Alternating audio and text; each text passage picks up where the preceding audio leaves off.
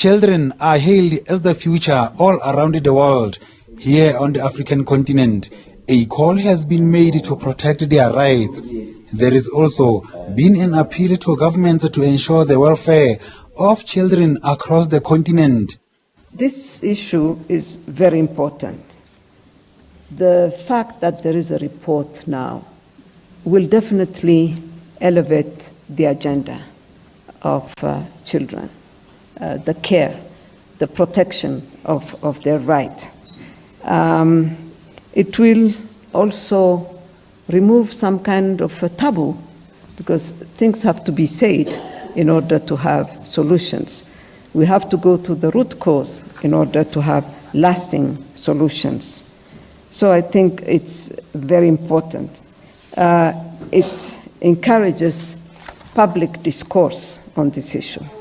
The United Nations International Children's Emergency Fund says governments must provide budgets geared towards the support and protection of children's rights. Some have appealed that the continent must silence the guns as armed conflicts contribute to the displacement of children.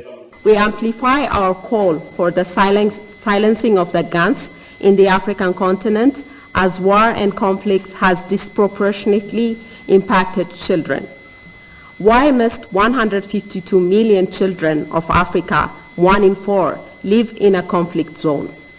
How can we remain silent when more than 1/3 of all conflicts involve sexual violence against children?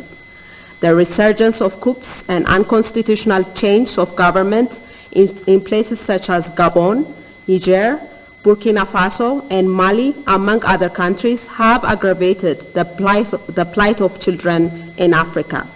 Considering the increased frequency and enormity of armed conflict and instabilities, as well as climate-related disasters recently, the number is believed to have substantially increased.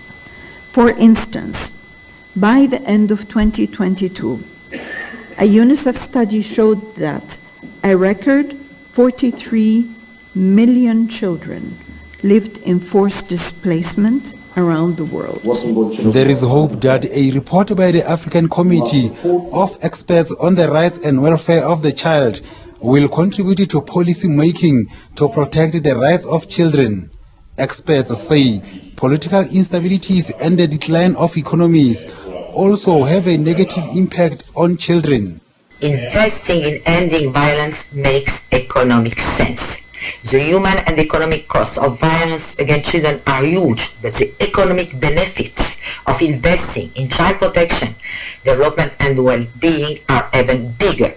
Exposure to any form of violence causes immediate and long-term physiological and psychological damage, which could cost up to $393 billion annually.